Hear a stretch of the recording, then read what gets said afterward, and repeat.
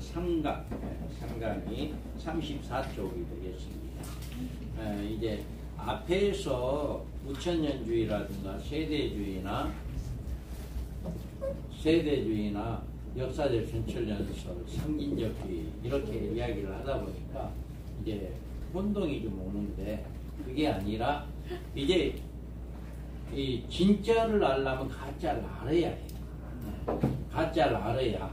그래서 우리 민명선 목사님이 이 책들을 보면 이렇게 한 가지만 이야기한 게 아니라 다른 부분도 이야기를 해서 비교를 하게끔 만들었어요.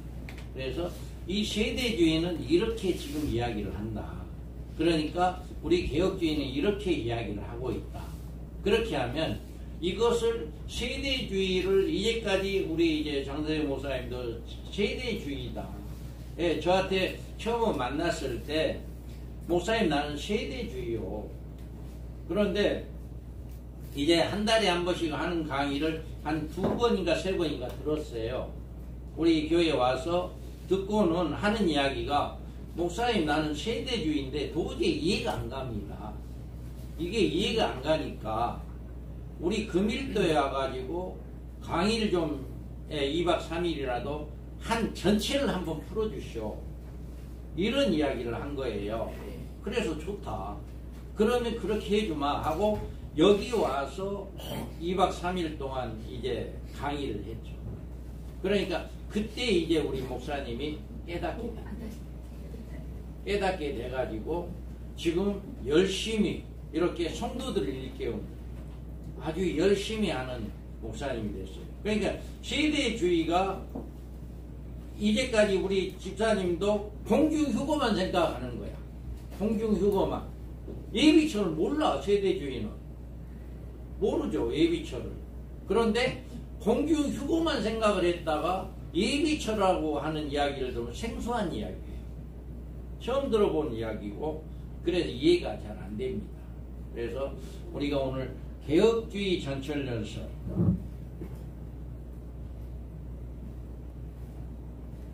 개혁주의 전철연설에서는 그러면 어떻게 해석을 하는가.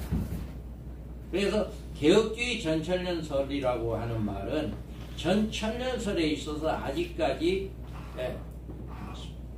역사적 전철연설과 세대주의 전철연설로 양분된 것이 해석상 비합리적이기 때문에 역사적 전철연설을 상징론적 전철연설과 개혁주의 전철연설, 이렇게 상징적과 개혁주의 이렇게 양분을 했다. 그래서 개혁신학인 입장에서 종말론 해석 방법을 2가지로 나눈 데 있다. 그래서 개혁신학적인 입장, 아까 개혁신학이라고 하는 걸 이야기해야 했잖아요. 예수 그리스도의 십자가의 죽으심을 근본으로 한다. 모든 성경 해석에 예수 그리스도의 죽으심, 그로 인해서 모든 것이 완성되고 모든 성경의 초점이 그걸 중심으로 성경이 해석되어져야 한다. 우리 이 개혁신학적인 입장에 있어서 요한계시록을 세대주의적도 아니고 상징론도 아니고 성경 그대로의 종말론적 견지에서 해석하는 일이 참으로 중요한 일이라고 생각합니다. 개혁주의 전철연설을 체계하여서 1987년 이래 전국의 목사님들이 계속 강의를 해오고 있고, 그런데 이 일에 비판에 가하는 분도 있는데, 이유인즉 7년 환란을 인정하는 세대주의적 해석을 취한다라고 주장을 하고 있다. 우리도 7년 환란을 이야기하거든요. 그러니까 이건 세대주의 아니냐라고 이야기를 한다는 거죠. 그러니까 우리 민병수 목사님이 1987년부터 이제 이 개혁주의 전철연설이라고 하는 이것을 만들어서 이렇게 이제 강의를 시작한 거죠. 정말 많은 목사님들 서울에서 이렇게 강의를 들었어요. 우리 한덕수 목사님이 그 이제 아주 초창기 때부터 같이 이제 강의를 들었던 분 중에 한 분입니다. 그래서 세대주의 신학과 세대주의 종말론, 18세기에 들어와서 영국의 존 다비에 의해서 정립이 되었고 7년 한란이라는 수로는 이미 그보다 2세기 전이 16세기 초에 미래론자인 제수이트파의 리베라에 의해서 그의 계시록의 해석에서 적용되었다는 사실을 이미 전사. 그러니까 이 7년 한란은 세대주의에서 나온 것이 아니라 그 2세기 전에 먼저 나왔다라고 하는 거죠.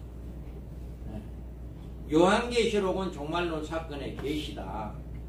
그래서 요한계시록은 주 예림에 관한 계시와 예언과 징조에 관한 사건만으로 일괄되어 되었다는 사실을 강조합니다. 그러니까 앞으로 되어질 모든 일에 대해서 이렇게 일괄되었다. 그래서 주 예림에 대한 그 날짜와 그 시기에 대해서는 절대 비밀로 감춰두고 있지만 주 예림에 관한 징조로 7년 한란을 보여주고 있다는 사실을 발견하기란 어려운 일이 아니다. 이 같은 계시를 구약에서는 유대인들의 한란의 시기를 통해서 요한계시록에서는 성도들의 예언사역을 위한 회개의 기간을 통해서 실로 여러 가지 형태로 이렇게 나타나고 있다라고 이야기합니다. 그러면 7년 한란 전에 공중재림설과 휴거설을 주장하고 있기 때문에 7년 한란 전에 공중재림설은 자연히 주재림을 둘로 나누게 된다. 공중재림과 지상의 재림이다. 그러니까 세대주의는 7년 한란 전에 다 공중에 올라간다. 이게 세대주의자들이거든요. 공중에 다 올라간다. 그러나 이런 형태에서 이중재림의 성경은 없다. 그러니까 세대주의자들은 주님이 2번 온다. 이렇게 이야기를 하는 거죠. 그래서 7년 한란 전에 공중의 재림설과 휴거설을 주장하고 있기 때문에 7년 한란 전에 공중의 재림하고 또 자연히 또 주재림을 둘로 나누게 되는데 공중재림과 지상재림이다. 그러나 이런 형태의 이중재림은 성경 어디에? 그러니까 세대주의자들은 이렇게 주님이 2번 재림한다. 공중에도 오고 지상에도 오고 이렇게 지금 세대주의자들은 이야기한다는 거죠. 그래서 세대주의의 종말론에서는 교회의 휴거를 7년 한란 전에 공식화함으로 7년 기간의 한란 기간을 유대인을 위한 회복 기간으로 인정한다는 사실입니다. 그러니까 7년 한란 이후에는 유대인들을 위한 것이다. 이 같은 해석이 위험한 이유는 교회는 이 땅에서 전 3년반을 통과하며 그 기간 동안에 적그리스도에 의한 많은 핍박을 받게 되는데 이 사실이 감추어짐으로 결과적으로 교회가 이 적그리스도에 의한 피해를 가장 크게 받는데 오는 엄청난 손실을 입게 됩니다. 이걸 미리 성도들에게 이야기하고 한란이 전 3년 반 동안에 분명히 핍박이 있다. 그동안에 믿음을 지켜야 한다. 이런 것들을 가르쳐줘야 하는데 한란 없다. 그냥 다 올라간다. 이런 식으로 이야기한다면 믿음 지키기가 어렵다라고 하는 것을 이렇게 이야기하고 있습니다. 그리고 다른 또 한 가지는 종말에 관한 징조는 7년 한란의 시기부터 오는데 교회의 휴거 후에 이 같은 한란이 세상에 온다고 믿기 때문에 세대주의 종말론은 시한부 종말론의 온상이 되고 있고 요즘 이 시의 통합 논의에서 오는 성급한 판단 같은 것으로 인류 종말의 시기를 예언하는 이런 일을 범하고 있다. 그러니까 주님의 재림한다라고 이런 92년도 이런 설들이 바로 세대주의에서 나온 거거든요.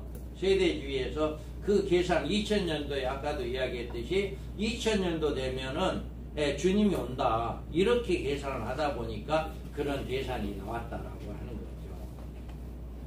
그러면 7년 한란선의 결과적으로 시한부 종말론이 되는가? 어떤 사람들은 7년 한란을 인정하게 되면 시한부 종말론이 된다고 우려하기조차 한다. 그러나 이런 주장을 일삼는 사람은 시한부 종말론이 무엇인지 그 의미를 잘 모르고 있는 사람이 틀림없다. 그러니까 시한부 종말론이라고 하는 것을 잘 모르기 때문에 그런 일이 일어날 수 있답니다. 그래서 시한부 종말론은 지금 우리가 살아가고 있는 이 시점에서 주의 재림의 시기를 예언하는 경우에 해당된다. 그러니까 우리가 지금 살아가고 있는 이 시점에서 언제 몇 월 며칠 날, 과거에 1992년 그렇게 12월 며칠 날 온다, 10월 며칠 날 온다, 그렇게 이야기했던 것처럼 그렇게 이야기한 거에 대해서 해당이 되는데, 앞으로 언제인가 종말이 오게 될 것이다, 이렇게 이야기하는 것까지도 그것을 시한부 종말론이다 이야기할 수 없다는 거예요. 그래서 다니엘서 종말의 성경에 게시된 예언의 말씀대로 임하게 되는데, 이 예언의 말씀대로 임한다는 말은 주의 재림식에 가서 성경의 종말적인 징조가 반드시 나타난다는 거예요. 종말에 가서 다니엘서 9장 27절에 보면 그가 장차 많은 사람들과 더불어 한 일해 동안에 언약을 굳게 맺고 그가 그 일의 절반에 제사와 예물을 금지할 것이고 또 포악하여 가증한 것이 날개를 의지하여 설 것이며 또 이미 정한 종말까지 진노가 항폐하게 하는 자에게 쏟아지리라 하였느니라 합니다. 분명하게 이렇게 종말이 오게 되면 이런 일이 있게 된다라고 하는 거예요. 그래서 여기에서 보면 다니엘서 9장 27절에 있는 적그리스도에 의한 한 일의 언약이고 요한계시록의 11장에 나온 두 증인의 예언 사역이 나타납니다. 그러니까 이 책에 분명하게 한 일의 언약이 있고 두 증인의 예언 사역이 있다라고 하는 거죠. 그래서 그 한 일의 절반에 나타나는 유대인의 종교적인 핍박은 후 3년 반에 들어선 징조를 임한다. 이와 같은 징조가 실제적으로 우리의 현실 앞에 나타난다면 그 시기로부터 7년 후면 인류 종말이 찾아올 것이니 이것이야말로 시한부 종말론이 아니겠느냐라고 하는 주장입니다. 이것은 그러니까 그들이 주장하고 있는 것이 이런 것이다 라고 이야기합니다. 그런데 한 일의 출발 시기가 성경에 없기 때문에 시한부 종말론이 될 수가 없다. 시한부 종말론이라고 하는 것은 언제 그 시기가 분명하게 나온 것을 시한부 종말론이다 하잖아요. 그런데 한 일의 언약이 언제 이루어질지 몰라요. 성경에 없어. 한 일의 언약이 언제 이루어진다. 그러니까 한 일의 언약이 이루어진 것만 알면 그로부터 7년 후에 되면 주님이 온다라고 하는 것을 우리가 알 수가 있는데 그것이 안 이루어졌기 때문에 주님도 모르고 천사도 모르고 오직 하나님만 안다라고 하는 거죠. 네. 시한부 종말론에 그래서 한 일의 언약을 모른다라고 하는 겁니다. 그래서 성경에서 한 일의 언약이란 언급밖에 없다. 그 언약이 성취될 시기에 대해서는 함구하고 있다. 이것은 우리에게 성경적인 종말의 징조의 시기라고 봅니다. 그러니까 한 일의 언약만이 있지 언제 이루어진다라고 하는 건 없다는 거죠. 그리고 장차 적그리스도에 의한 한 일의 언약이 성취되면 종말의 이런 징조적 시기를 이르렀다고 하는 성경적인 견해가 7년 한란서를 인정하고 있다는 사람들의 종말론이다. 그러니까 한 일의 언약이 이루어지면 그 시기가 되면 7년 한란이 이루어진다라고 하는 것을 인정하는 거예요. 이 같은 견해가 왜 시한부 종말론이 될 수 있는 것이 이해가 안 된다라고 이야기를 하고 있습니다. 주님이 언제 오신다는 연, 월, 일을 거론 없이 성경에 있는 종말론적 징조를 논하는 것도 시한부 종말론입니다.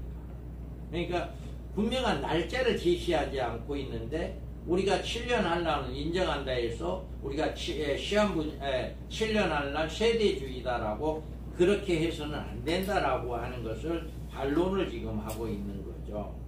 네. 그래서 적그리스도의 등장은 이미 인류 종말의 시한부적 종종이다. 그러니까 적그리스도가 언제 등장하느냐는 아무도 몰라요.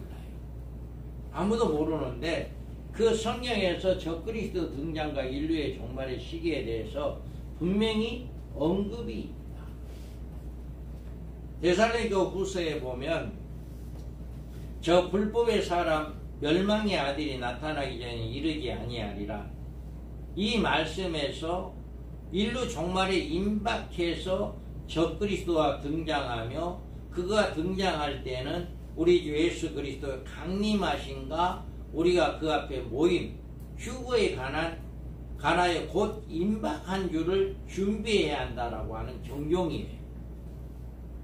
불법의 사람이 나타난다면 그 다음에 계시록 13장 1절에 내가 보니 바다에서 한 짐승이 나오는데 뿔이 여리고 머리가 7이라.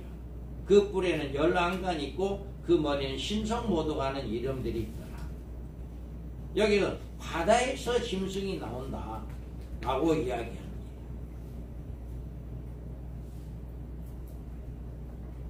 여기에서 또 우리가 보면 적그리스도가 등장하는 모습이 나와요. 적그리스도가 언제 등장하느냐. 그래서 거의 적그리스도가 죽었다라고 하는 것이 나타나는 것이 죽게 된 것 같더니 살아나는 기적의 인물이야. 계시록 13장 4절 그의 머리 하나가 상하여 죽게 된 것 같더니 그 죽게 됐던 상처가 나음에 온 땅이 놀랍게 여겨 짐승을 따르더라.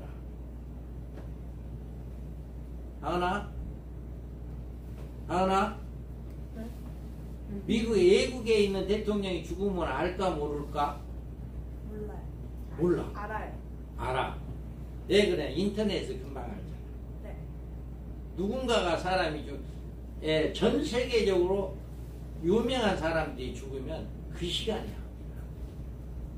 이와 같이 이 말은 머리 하나가 상하여 죽게 된 것 같더니 그 죽게 된 상처가 나음에 라고 하는 것은 유럽 지역에 유력한 한 왕이 죽게 된 것, 누군가에 의해서 죽게 된 것 같다가 살아나는 이런 사건이 일어나게 된다면 온 세계가 금방 알게 될 거예요. 온 세계. 그렇게 해서 그런 사건들이 일어나면 그것이 몇몇 사람만 아는 것이 아니라 초등학교 학생들까지도 그 사건을 알 수 있게 돼요. 전 세계. 그렇게 되는 이것이 바로 거의 죽게 되었던 것이 살아나는 이 사건이 일어나면 바로 그자가 적그리스도가 등장하는 그런 시점이다. 그리고 또 짐승이 가장되고 신성모도하는 말하는 입을 받고 또 42달 동안 일할 권세를 받으니라. 이와 같이 이렇게 말을 했기 때문에 그 죽었던 자가 살아나게 되면 이제 그 사람에게 김일성이 동상을 만들어서 김일성이 그 동상에 지나가는 사람마다 절을 하게 하는 그런 그 북한의 사건들이 있었던 것처럼 그때 당시에도 그렇게 우상을 경배하게 하는 이런 사건들이 그때도 일어난다라고 하는 것을 이야기합니다. 그래서 그자가 이 42달 동안 세상을 지배하게 된다. 그 다음에 자신의 우상을 만들어서 인류들로 그 우상 앞에 경배시키는 인물이다. 15절에 보면 그가 권세를 받아 그 짐승의 우상에 생기를 주어 그 짐승의 우상에 말하게도 하고 또 짐승의 우상에 경배하지 아니하는 자는 몇이든지 다 죽이게 하더라. 이와 같이 그 당시에 이제 이 때가 되면 우상을 만들어 놓고 우상을 말하게 한다.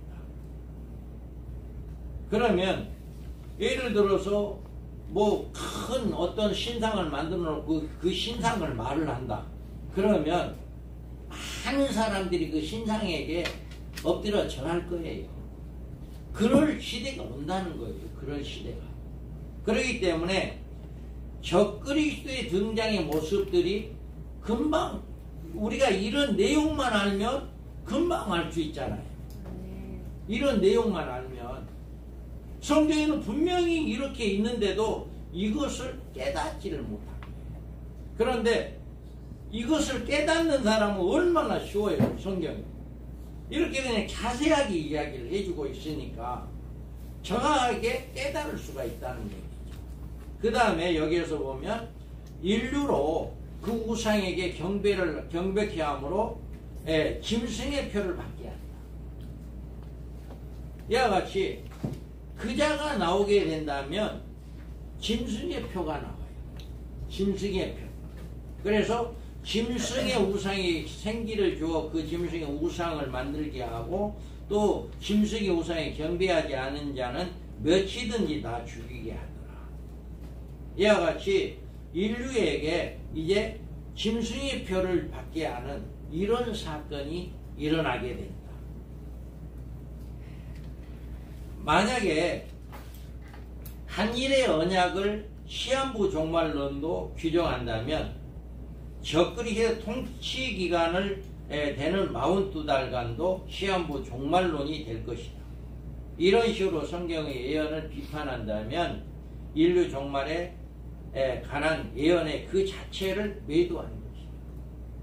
그래서 우리가 데살로니가 후서에 보면 먼저 이것을 알지니 말세에 조롱하는 자들이 와서 자기의 정욕을 따라 행하며 조롱하여 이르되 주께서 강림하신다는 약속이 어디 있느냐?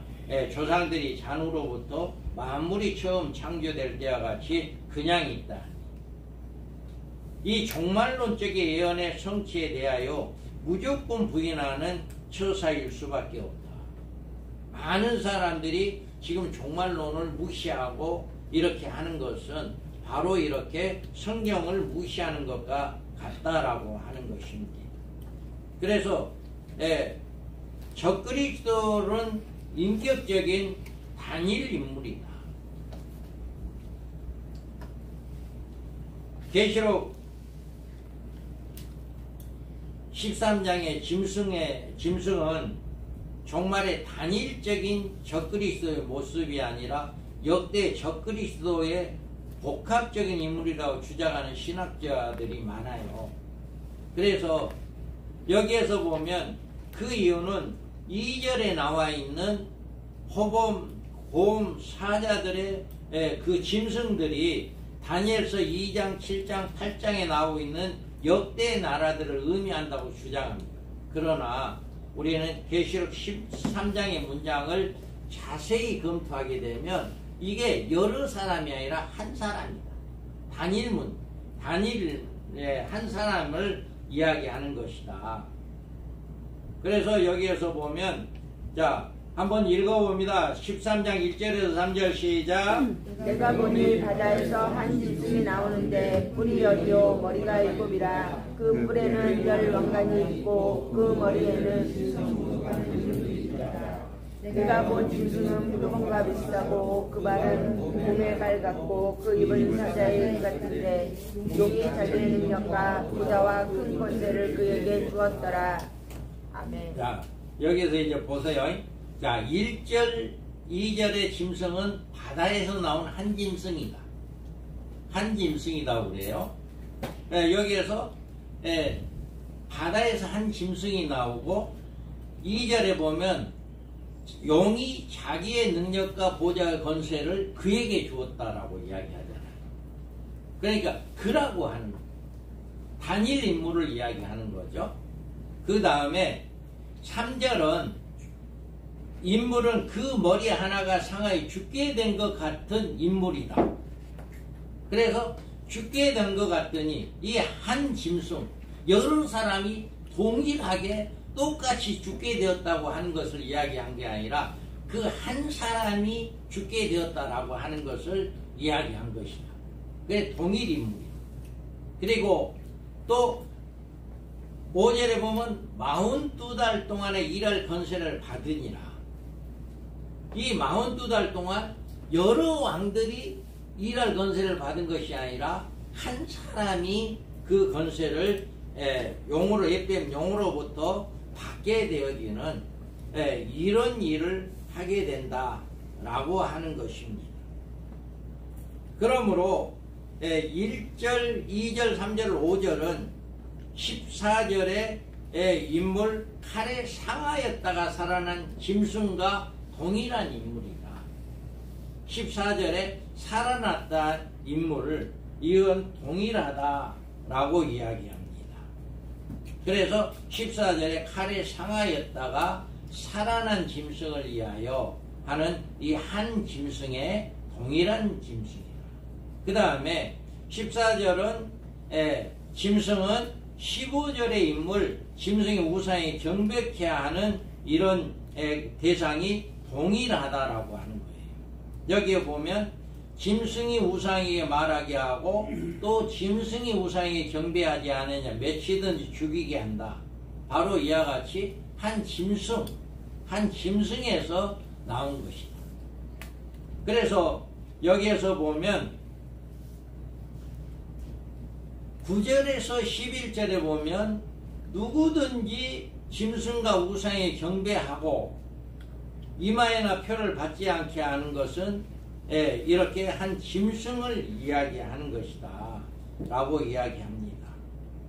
또 여기에서 17장 8절에 보면 내가 본 짐승은 전에 있었다가 지금 없으나 장차 무적경으로 돌아와 멸망으로 들어갈 자니 라고 하는 이 멸망으로 들어갈 자, 이 자도 한 짐승이다 라고 이야기합니다. 그리고 17장 8절에서도 이렇게 17장 11절에 14절에도 전에 있었다가 지금 없으나 짐승은 8째 왕이니 곧 7 중에 속한 자다. 8째 왕이다. 그러니까 7 왕 중에 다시금 또 왕이 나와서 8번째 왕이다 라고 이야기하는 거죠. 그리고 계시록 19장 19절에 보면 내가 봄에 그 짐승과 땅의 임금들과 그 군대들이 모여서 라고 하는 그 짐승과 땅의 임금들 그 군대들은 바로 한 인물 동일 인물이다 라고 하는 것입니다. 그리고 19장 20절에도 재림하시는 주인과 싸우는 짐승이 잡히고 라고 20절에 그러잖아요. 이것도 한 짐승의 13장에 있는 한 짐승에 대한 짐승, 똑같은 짐승을 이야기합니다. 19장에도 13장 1절에 이야기한 짐승과 똑같다라고 이야기하는 거죠. 그리고 계시록 20장에 20장 10절에 또 그들의 미혹하고 마귀가 불과 유황못에 던져지고 라고 이야기해요. 그래서 이것도 마지막 때 이렇게 주님의 심판이 이루어질 때 이런 일들이 일어나게 된다 라고 하는 것을 분명하게 이야기하고 있습니다. 이와 같이 모든 사건들의 대열이 명명백백하거늘 어떻게 적그리스도가 인류 종말의 역사의 무대에 등장한 단일 인격체가 아니며 그가 통치하는 기간으로 계시된 42달간을 어떻게 전 교회 시대 2000년으로 이렇게 해석할 수 있는가. 분명하게 이렇게 단일 인물로 나와 있고 이러는데 이것을 어떻게 교회 시대라고 이야기할 수 있겠냐. 이렇게 성경에서 분명하게 제시를 해주고 있다라고 하는 거죠. 그래서 우리는 이 성경에 나타난 하나님의 진리의 말씀 앞에서 우리의 교만과 억지와 고집과 강변을 버려야 할 것이다. 우리가 이미 가지고 있는 어떤 교리, 어떤 지식 이런 것들을 버리지 않으면 이걸 받아들여지지 않아요. 이런 것들을 버려야만이 받아들여진다. 만약에 우리가 살아가고 있는 인류의 어느 시점에 이르러 성경에서 예언해주고 있는 이 같은 징조가 틀림없이 나타난다면 그것은 우리가 경계하고 배척해야 할 시한부 종말론인 것이 아니라 종말에 이르렀다고 하는 하나님의 경종이요 실제적인 긴박한 상황이다. 이런 일이 일어날 때는 이게 상징적이 아니다. 실제적으로 우리가 이런 일이 일어났다라고 하는 것은 긴박한 것이다 라고 하는 것을 우리가 알아야 한다는 것입니다. 자, 그러면 적그리스도가 등장하고 적그리스도에 의한 한일의 언약이 성취되고 권능받는 두 증인의 예언 사역이 우리의 현실 앞에 나타나 우리들에게 종말의 예언 징조로 분명히 나타나 보여주는데도 그때 그 상황을 시한부 종말론이란 말로 매도할 수 있겠습니다. 실제적으로 그런 일들이 일어나서 두 증인이 나타난다. 적그리스도가 나타나 한일의 언약이 일어난다. 이거 시한부 종말론이라고 이야기할 수 없다는 거죠. 실제적으로 이루어지기 때문에. 그래서 7년 한란서를 시한부 종말론으로 공부하려면 지금 이 시기가 아니라 그런 사건이 역사적인 현실의 무대에 실제로 등장하여 어느 누가 이제 적그리스도가 등장하고 한일의 언약의 성경적 예언이 성취되었으니 이제 우리는 7년 한란 중에 들어와 있다. 이렇게 외칠 때 그때 그들과 대항해서 아니다. 적그리스도는 등장하지 않았고 짐승의 표는 거짓말이고 7년 한란이 왔다는 말도 거짓말이다. 이 같은 시한부 종말론에 미혹받지 말고 내일 예수님이 오더라도 우리는 사과나무를 심어야 한다라고 예출 수 있겠네요. 실제적으로 이를 지금 두 증이 나타나서 예언 사역을 하고 적그리스도가 나타나 한일의 언약이 이루어지고 우상 숭배가 이루어지고 이런 일들이 일어나는데 이거 다 이거 아니다. 이거 아니니까 그냥 우리는 저거 따르지 말고 그냥 나무 싣고 열심히 신앙생활 하자. 이렇게 할 수 있겠냐라고 하는 거예요. 예, 우리가 정말 이거는 우리가 잘 알아야 하고 우리는 종말론 입장에서 본 종말의 진행과 종말론적 견해에서 보는 부활의 도표로 우리가 살펴봐야 한다. 우리가 다니엘서 한번 읽어봅니다. 시작. 왕이여 왕이 한 신상을 보셨나이다. 그 신상이 왕의 앞에 섰는데 크고 광채가 매우 찬란하며 그 모양이 힘이 두려우니 그 우상의 머리는 수금이요 가슴과 발은 은이요 뼈 나는 롯이요 그 종아리는 쇠요 그 발은 얼마나 쇠요 얼마나 기는기였나이다. 또 왕이 보신즉 손대지 아니한 돌이 나와서 신상의 쇠와 진흙에 가려져서 부서뜨리되 그때 쇠와 진흙과 녹강과 금이 다 부서져 여름가장 마당에 겨같이 되어 바람에 불려간 곳이 없었고 우상을 친 돌은 회사를 이루어 온 세계에 가득하였나이다. 아멘. 아멘. 자, 이걸 도표로 보면은요. 자, 머리는 바벨론이에요. 가슴과 팔은 메데바사. 배 다리는 헬라예요. 그리고 종아리는 노마입니다. 노마는 서노마 476년에 멸망을 했고 동노마 1453년에 멸망을 했어요. 그 다음에 1453년 인류 종말시대 그리고 열불과 짐승이 등장하여지는 이런 시대가 옵니다. 또 여기서 한일의 언약이 이루어지고 7년 한란이 시작되어지는 이때에 이제 주님의 재림이 일어나고 뜨인 돌 이제 메시아 왕국이 이루어진다. 이 도표로는 느부갓네살이 본 신상에 대한 해석인데 이 신상의 바벨론 시대부터 그리스도의 초림까지 시대가 아니라 성경적 증거는 다음과 같다. 많은 사람들은 이게 그리스도가 이제 바벨론에서부터 느부갓네살 왕에서부터 주님의 초림 때까지라고 이렇게 해석을 하는데 이게 그게 아니다는 거예요. 그게 아니다.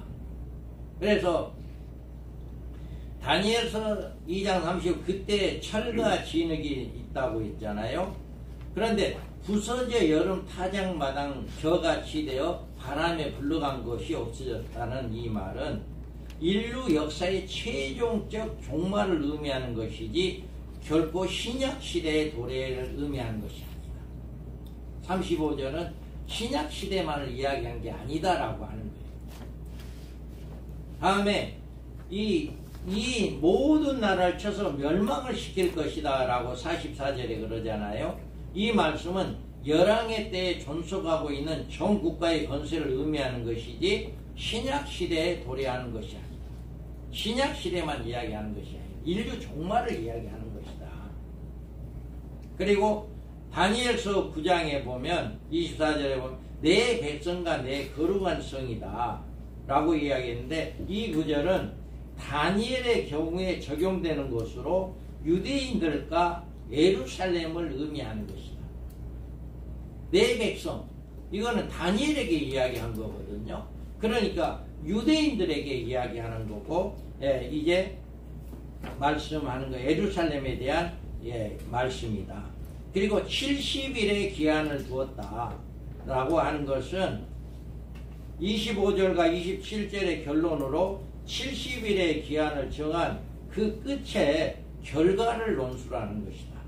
이거는 70일의 결과를 이야기하는 것이다 라고 합니다. 그래서 한상과 예언이 응하며 라고 하는 것은 종말에 관한 이상과 메시아국에 대한 예언이 이때 안전히 성취될 것이다. 24장 4절에서 이렇게 이제 이야기됩니다. 또 지극히 거룩한 자가 기름을 부으리라. 여기에 기름 부음은 25절에 기름 부음 받은 자와 동일한 시절에 동일한 사건이 아닌 것은 25절의 기름 부음은 7일에와 60일에 곧 69일의 때 일이고 24절의 기름 부음은 70일의 기한에 찼을 때 기름 부음입니다. 그러니까 시기가 다르다라고 하는 것을 이야기합니다. 그리고 기름 부음을 받는 인물은 동일 인물이지만 기름 부음 받은 시기는 하나는 초림했어요, 하나는 메시아 왕국의 왕이신 예수님입니다. 기름 부음이라고 하는 건 똑같은데 이렇게 초림과 재림에 대한 말씀을 하는 것이다 라고 하는 것입니다. 그래서 이렇게 기름 부음 메시아 왕국 초림을 이야기하는 것이다. 자, 여기에서 보면 자, 예루살렘이 중건하라는 영이 날 때부터 여기에서 중건령이 나옵니다. 그래서 7일에와 62일에 7 더하기 60일 69일이죠. 그래서 69일에 기름 부음 받은 자가 끊어져 없을 것이고 초림 예수님을 이야기하는 거죠. 여기에서는 그 다음에 장차라고 하는 인류 구원의 시대가 나옵니다. 장차, 인류 구원의, 지금 우리가 살고 있는 시대가 장차라고 하는 시대죠. 그래서 한 왕이 나온다. 이거 적그리스도의 출몰입니다. 한 왕. 그 다음에 주님의 재림의 예언이 나옵니다. 27절에 여기 보면 한 일의 언약을 굳게 맺고, 한 일의 언약이 맺어지죠. 그 다음에 제사와 절반의 제사와 예물을 금지한다. 후 3년 반의 시작을 이야기하는 거죠. 그 다음에 진노가 항폐하게 하는 자의 쏟아지리라. 주의 재림의 심판을 이야기합니다. 그 다음에 메시아 왕국이 일어나는 이런 일이 일어나게 된다 라고 하는 것을 분명하게 이야기를 해주고 있습니다. 그 다음에 우리가 11장차라고 하는 것을 우리가 볼 수가 있어요.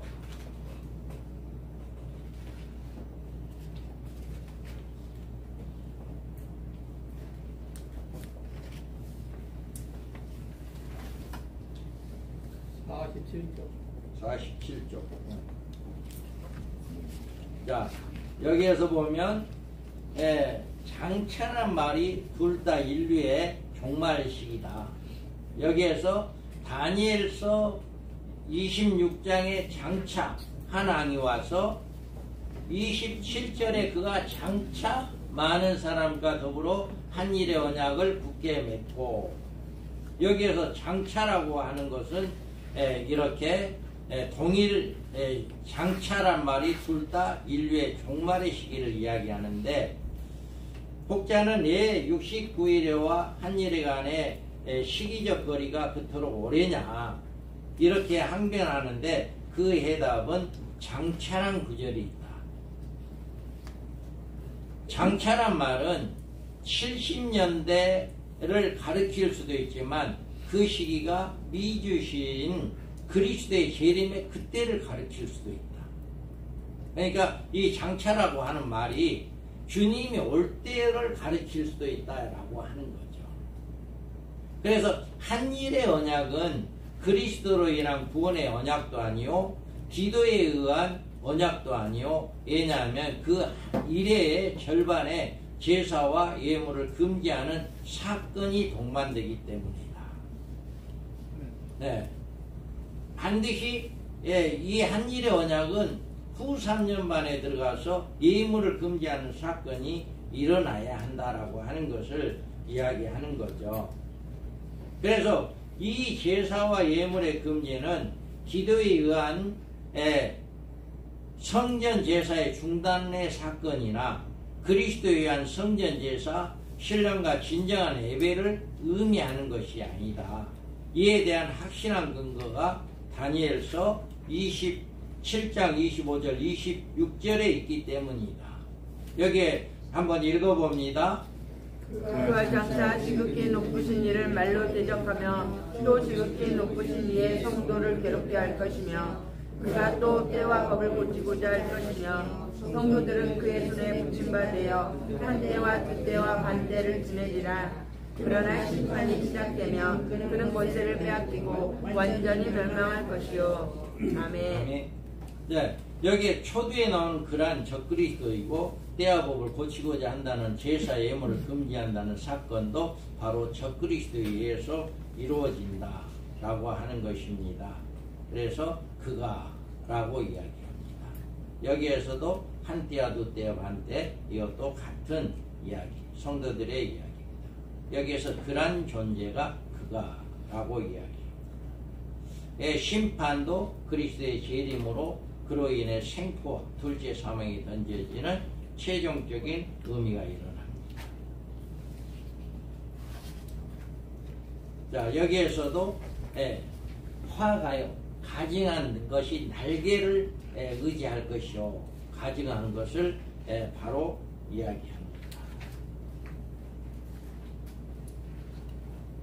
우리가 데살로니가 후서 2장 4절에도 대적하는 자라 신이라 불리는 모든 것과 승배함을 받는 것과 대항하는 그 위에 자기의 높이고 하나님이라 내시로느니라. 마태복음 24장 15절에도 그러므로 너희가 선지자 다니엘이 말한 바 멸망에 가증한 것이 거룩한 그 선 것을 보거든 읽을 자는 깨달을지니. 아멘. 이와 같이 나옵니다. 또 이미 정한 종말까지 진노가 항폐하게 하는 자에게 쏟아지리라 라고 말하고 있어요. 이미 정한 종말이란 그리스도의 초림이 아닌 그리스도의 재림으로 말미암은 인류 종말을 의미하며, 하나님의 진노가 적그리 쏟아짐으로 70일의 끝에 이르러 새로운 왕국이 이루어진다 라고 하는 예언입니다.